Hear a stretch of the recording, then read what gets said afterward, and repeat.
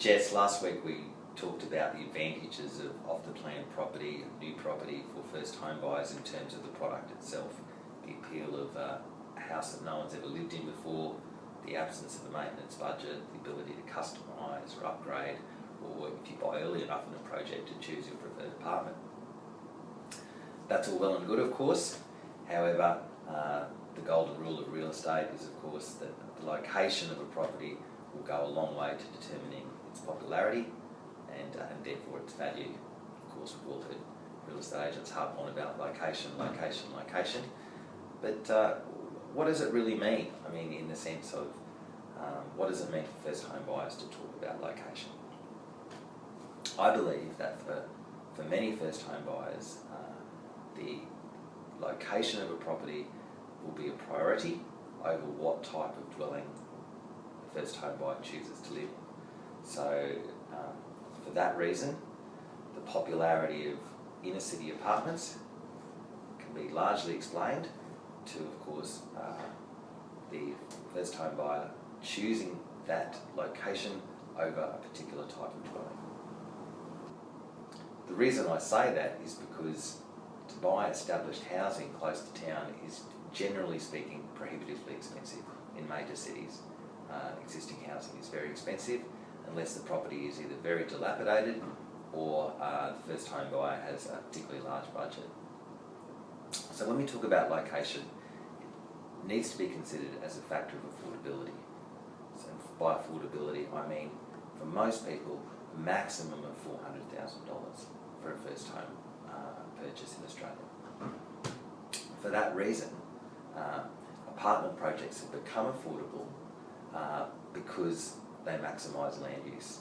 They're affordable because they're vertical, and in that sense, they can still offer all the attractions of something that is close to town or that is metropolitan, without, of course, the price tag because of the vertical land use.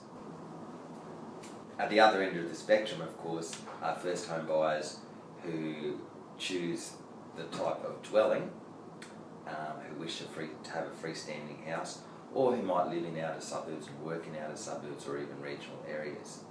For this kind of buyer, who privileges the type of dwelling over the location, certainly the advantages are more living space and a greater actual size of property. The trade-off, however, is, of course, secondary costs in terms of transport and location, and possible long-term implications in terms of growth. Successful master plan communities will overcome this tyranny of distance for new land estates, which, of course, larger land is built where land is cheap, by having their own facilities and their own infrastructures, shops, schools, services inbuilt into the estate. And over time, this can add great value to property that exists in outer suburban areas or in master plan communities.